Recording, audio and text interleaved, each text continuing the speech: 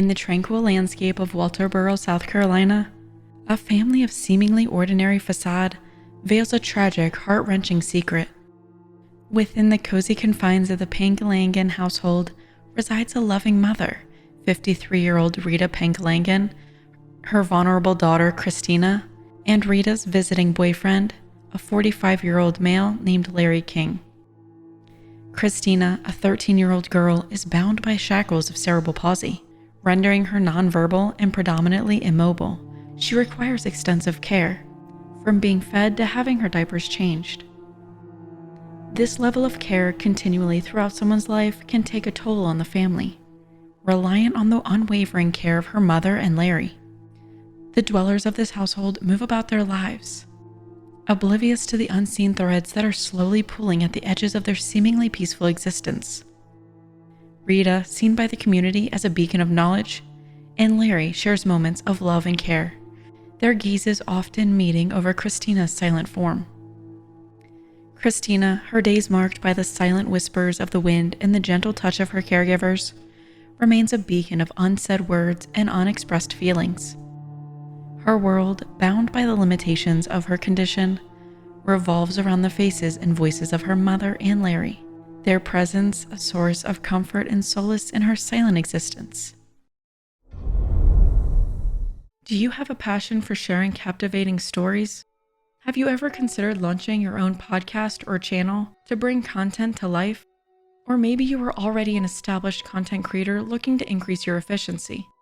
If so, today's sponsor is a game changer for both current and aspiring content creators like you. Meet Avi, the ultimate voiceover cleanup solution tailored for content creators. Avi revolutionizes your content creation process, making it seamless and efficient. All you need to do is upload your raw audio file to Avi's platform, and their state-of-the-art AI technology will work its magic. Avi effortlessly removes pauses, duplicate words, and other imperfections, delivering perfect audio every time. And the best part is that it's free to try. I have personally used Avi and can confirm that it is a game changer. Making videos has never been easier. With Avi, you can focus on what truly matters, researching, scripting, and narrating the enthralling stories that keep your audience on the edge of their seats. Let Avi handle the technical side of things so you can unleash your creativity. Visit avi.ai to learn more and experience the magic of flawless audio. Link in the description below. Now let's dive back into the video. The serene town, bathed in the glow of a seemingly ordinary day on October 5th, 2019, remains oblivious to the impending tragedy.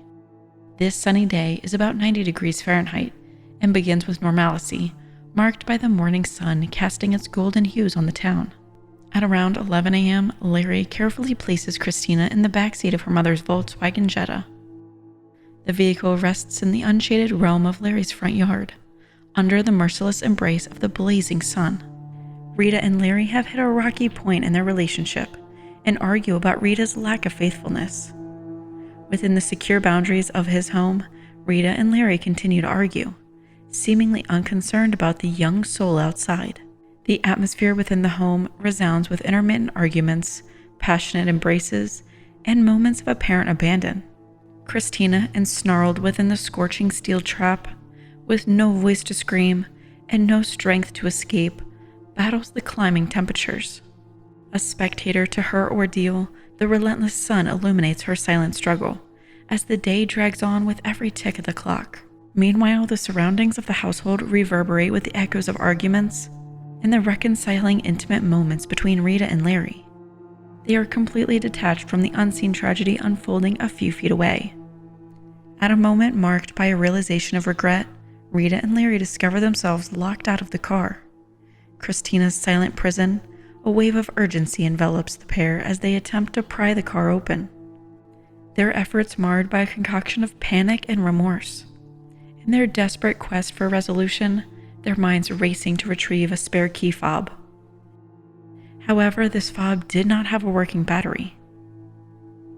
After many attempts at entering the car through different means, finally, the couple is able to unlock the car, using a key that was stored within the broken fob. Cristina's fragile frame, now a canvas of agony with blistered skin and a soiled diaper, finally experiences release from her fiery cage. But unfortunately, it's too late. The air around her, once a medium of torture, now carries the whispers of regret and murmurs of anguish from her supposed protectors. The discovery of Cristina's condition etches a mark of irrevocable pain and remorse on Rita and Larry's faces, a stark contrast to their earlier indifference. Larry calls the police now that the car has been unlocked. The police arrive and see the front door of the home wide open and Cristina face down on the ground. 2 days later, Rita and Larry are arrested. The couple both make bail and are released from jail. They are outliving their lives for over 3 years before going back in front of a judge due to 2020 delays. Now let's take a look at the key testimony in the trial.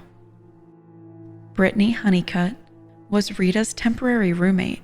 Brittany for a time shared a residence with Rita and her daughter, becoming entwined in the intimate daily tapestry of their lives. Engaging in Cristina's care, she became a periodic guardian, ensuring safety and solace for the child in shared moments of domestic life.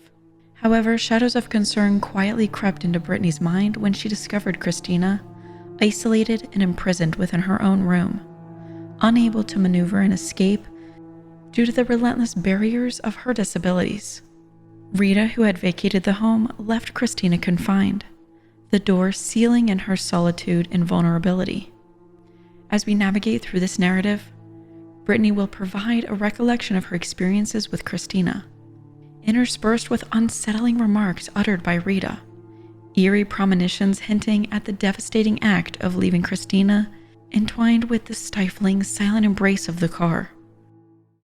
Rita came up to me and had asked me if I could watch her. I had let her know that I had to go into work for a few hours, and she kept asking me. So when I told her the first time, she kept asking me over and over again. And when she realized that the answer was not going to change from no, she had told me that I could still take her and leave her in my car with the windows down, and because she does it all the time. She did. Rita. Now that we have some context of the care that Rita provided for Cristina, let's break down Rita's boyfriend, Larry's testimony. Larry paints a picture of what seems like an ordinary day with Cristina around, detailing a household blissfully unaware of the looming catastrophe. He talks about how drugs, notably meth, muddled his and Rita's discernment, weaving them through a day where reality and illusion blurred due to their intoxicated states. Rita allegedly suffers with health issues that impede her ability to carry Cristina, who at 58 pounds is considerably underweight for her age. Given Rita's struggles, Larry steps in to transport Cristina as necessary between locations, though he claims he wasn't tasked with Cristina's overall care. Larry acknowledges that he provided vital support to Rita by assisting with transporting Cristina when required. During a visit to Larry's home with Cristina, a turbulent revelation surfaces. Rita has been unfaithful. This transgression sparks an argument, embedding a layer of tension and conflict into the unfolding narrative. Larry's account brings Rita's car into focus, idling and situated in his yard. He describes moving Cristina to the car, asserting that it was not only running, but also had the air conditioning fully engaged. Nonetheless, unbeknownst to them, the temperature inside the car was steadily increasing. We will hear Larry recount during his court testimony the moment he placed Cristina in the car. As far as the child goes, had you observed the other defendant, I'm just not going to try with the name, but had you observed the other defendant and her interactions with this little girl? I did. Okay, and was there anything about what you saw with the way she treated the child or took care of the child that caused you concern? No, sir. If you had seen things like that, where you thought caused you concern, what would your reaction have been? I would have got away from her. I would have left her alone and probably reported her. If you were in a position where you did observe a child, not hers, but just someone else out in the world, a child who was mistreated or treated badly at the hands of another person, a man or a woman, what would your reaction be? I'd address it immediately. The night before, they spent that night at your home, is that right? Yes, sir. And tell me how in the morning you got up and you and did you go to bed that night? No, sir. I'd been up all night. Okay. Was that partly due to that methamphetamine use? Yes, sir. Okay. And when you got up in the morning, did you and the other defendant have a conversation which led to what we saw on the porch, that is, you carrying the child out? Yes, sir. Okay. Yes, sir. Tell the ladies and gentlemen what that I don't want you quoting it, but just tell them what the conversation was about. Just about her being involved with somebody else, and we had talked about it, and some things broke my heart, and I just asked her to leave. And all right. So it was about basically what you would call infidelity. Is that right? Yes, sir. Okay. And in the course of that conversation, did she confirm that, in fact, that had happened? Yes, sir. Okay. And when she said that, yes, that had happened, what was your reaction? I was just hurt. You were hurt? I was hurt. And what, that was your reaction. What did you do then? I mean, what did you say or what did you do? I asked her to leave, told her I'd call her later. Okay. Did you lose your temper? Did you smash anything? I mean, absolutely not. You're a big fella. I mean, you were a big fella even then, but you're big now. Absolutely not. Okay. You didn't break anything in the house? Did you grab her or shake her or anything? No, sir. Okay. You asked her to leave? Yes, sir. And did she agree to leave? Yes, sir. Okay, and then what happened next? I put a child in the car. All right. Well, you say you put the child in the car. Did you carry her out? Yes, sir, I did. Okay. And why were you the one to carry her out? Rita has a extra kidney, has a lot of trouble, health trouble, and her daughter was getting heavy for her, and so she asked me to carry her. Okay. And thinking back, I know you say you hadn't watched that tape, but thinking back, would there be anything inappropriate, wrong, or rough about the way you would have treated that little disabled girl? Man, absolutely not. Never. Can you imagine a circumstance where that would be your reaction? No, sir. Okay. So you stated you carried the child out, and we've seen the tape. Placed her in whose car? Rita's car. Okay. And where did you put her in the car, if you recall? Behind the driver's seat, on the driver's side, in the rear. Okay. And you stepped away then? Did Mom come and, like, get her settled or seatbelt or something like that? I think so, yes, sir. Okay. And think carefully. Well, if you need to. Was the car running when you put the little girl in? Absolutely. Okay. You say you're from Walterboro, is that right? Yes, sir. We know, we've heard, and everybody else knows it gets hot in Walterboro, yes? Yes, sir. And you grew up here. I know the state went to great lengths to prove to the ladies and gentlemen of the jury that if you park a car in the sun in the summertime in Walterboro, it gets really hot. It gets too hot. Were you aware of that before the scientists testified? Yes, sir. You figure everybody in Walterboro who's got a car knows that happens, whether or not they hear from that scientist? Absolutely. All right. Would you have left that little girl in that car if that engine wasn't running and the AC wasn't on? Never. Never. Larry, still fuming from their argument, suggests to Rita that she and Cristina should get in the car and leave. Despite his anger, Rita doesn't heed his advice and instead follows Larry back into the house. According to Larry, Rita does eventually attempt to leave in the car, but finds the keys locked inside. Rita mentions having a spare key at her house. Larry indicates that he was unsuccessful at gaining entry into the vehicle, so they head out to retrieve the key fob. But luck isn't on their side. The batteries are dead, and they're still unable to access the car. We will hear Larry recount the moment he realized that the key was locked in the car in his attempts to retrieve Cristina from the car. But at some point in time, did the defendant at a other counsel table, did she attempt to leave? Yes, sir. Okay. And what happened when she tried to leave? She came back in and told me her keys were locked in her car. Said the keys were locked in the car? Yes, sir. And what was your reaction to that? Not my problem. You cheated on me. Get out of here. No, I tried to help her get in the car. I didn't know that anything other than that was wrong, to be honest. Okay. Was the car still running? The car was running. Were you worried about the situation? No, sir. Not really. Okay. And if you had known, and I know you've seen what we've all seen, if you'd had any inkling that that's what was going to happen or was happening, what would your reaction Man, be? I would have knocked that wind out of that car and got that child. I had no idea. Oh. So you made an effort to get the child out of the car, is that right? Yes, sir. Or to get the car open. Were you successful in that? Not right away, I wasn't. Okay. And how you tried is not important, but do you recall what you did to try to get into the car? Some of it, yes, sir. What did you do? I tried to get in. I think I tried to pry the door. I tried to offer to knock out the sunroof, but Rita didn't want me to do that.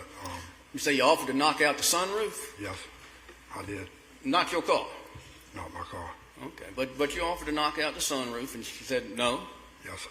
Do you recall what she did say other than just no? Or it's 4 years later. I know you didn't remember. She,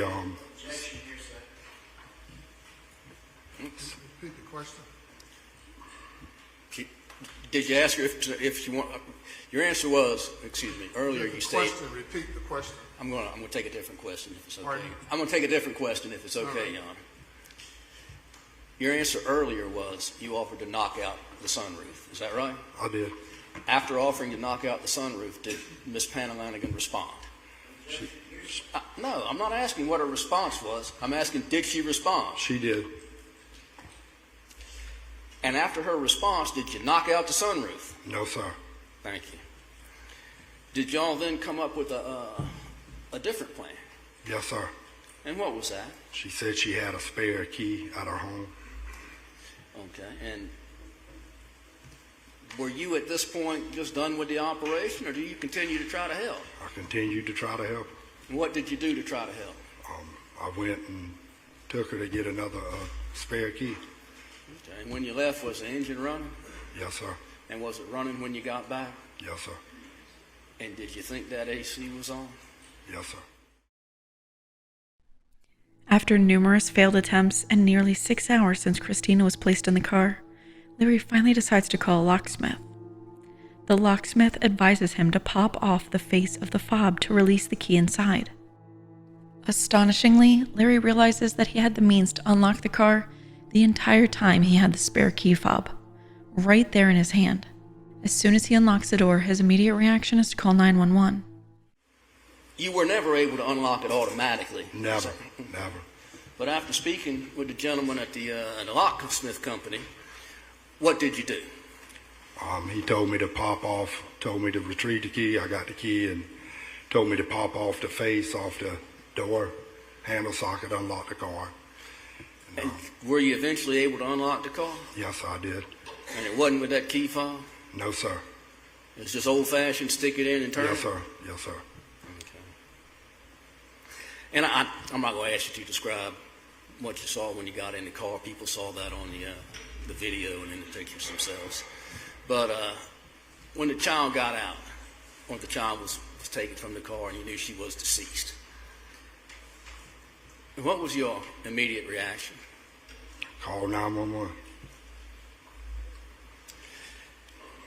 Did it occur to you that maybe you were in trouble? No, sir. Any time during the course of this investigation, speaking with police officers, speaking with anybody else who talked to you about it, were you like, oh my goodness, I need to cover something up? Never had idea, man. No, Excuse sir. me? No, sir. No, sir. Okay. Larry explains the aftermath, detailing Cristina's visible suffering. Her condition speaks to severe distress she experienced, serving as a silent and somber testament to her final moments. It's a tale marked by regret, a blunt reflection on a series of negligent actions that led to irreversible consequences. Now that we have listened to Larry's take on the tragic events, let's shift our attention to the home security footage to get a visual perspective. The video captures Larry and Rita bringing Cristina outside his house at around 11:15 a.m. They throw her inside Rita's car, shut the door, and leave her there. The couple remain outside the car for a couple of hours arguing, before retreating into the home where they allegedly intimately make up. As the car's interior soared to a stifling 118 degrees Fahrenheit, it would take less than 30 minutes for a person to have breathing difficulties and for their body to begin shutting down. It's probable that Cristina had already passed before they entered the home. The footage reveals that the couple was away for a period of time, before briefly returning, seemingly to check on Cristina, only to discover that they were locked out of the car.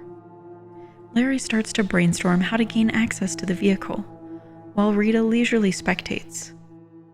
When the initial attempts of prying the doors open are unsuccessful, they decide the best course of action is to swing on their porch while scrolling through Larry's phone. Eventually, they decide to go retrieve the spare key fob from Rita's house. So they hop in Larry's truck and drive off, remaining absent for at least an hour. The couple returns with the spare key fob and discover that the fob does not work.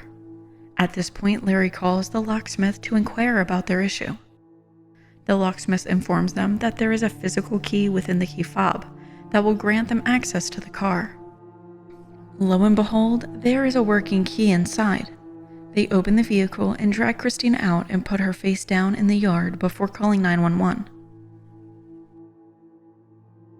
Now that the trial is coming to an end, the prosecution presents its closing arguments. Their argument is that there was intent to harm Cristina, and that they knew that she was not safe from the beginning of placing her in the vehicle.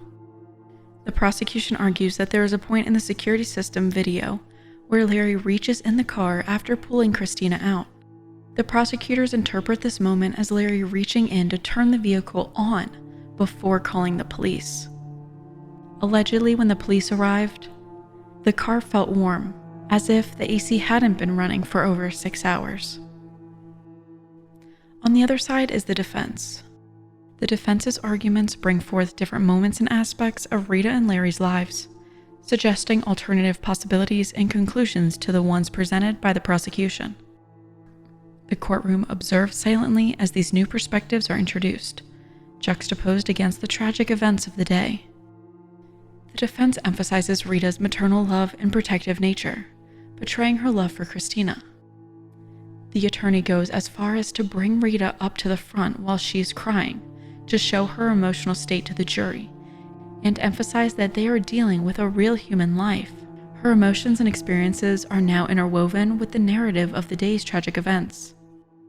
In the courtroom, the defense's arguments and new perspectives continue to unfold, offering different insight into the story. The overall consensus of Rita and Larry's attorneys is that the car was without a doubt running, and the couple believed the AC was on, so there was no intent of harm. The concluding arguments from both the defense and prosecution are observed silently by the courtroom. The unheard aspects and different perspectives interweave with the known narrative as the courtroom awaits the decision. Both Larry and Rita are found guilty of murder and great bodily injury to a child. Rita was sentenced to 37 years for murder and 20 years for great bodily injury. Larry was sentenced to 32 years for murder and 20 years for great bodily injury. How did Rita and Larry reach a point of committing such a heinous crime?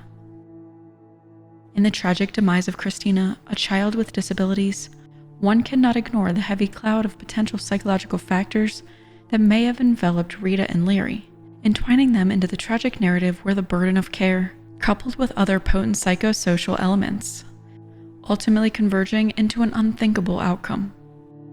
One potential perspective delves into the realm of the stress-diathesis model, suggesting that inherent vulnerabilities, when met with significant external stressors, can amplify the likelihood of maladaptive coping mechanisms, such as neglect or violence.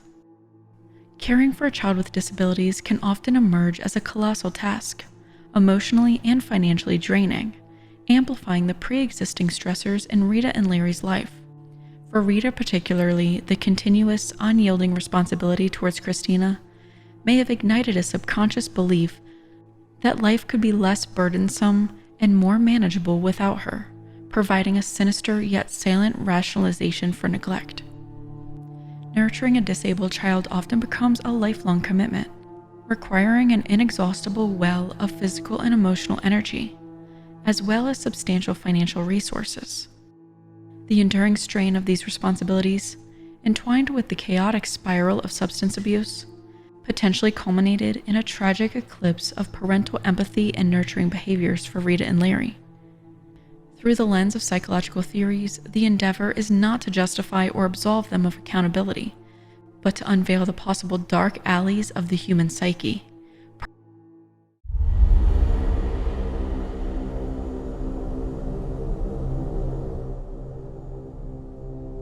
Do you think Rita and Larry intentionally sought to harm Cristina? Or did they truly believe that she was safe within the car? Do you think this crime was planned, a spur-of-the-moment decision, or a complete accident? We want to give a big thanks to everyone over on Patreon. We want to give a big shout out to Big Pepperoni Pizza, Nexus, Chrissy R, Catherine D, Tony S, Jennifer S, Tiffany D, Dulce P, and E. If you want to watch ad-free and uncensored versions of all Wicked videos, feel free to join our Patreon, link in the description. Thank you for watching, and join us next time when we explore the psychological maze of some of the most wicked people.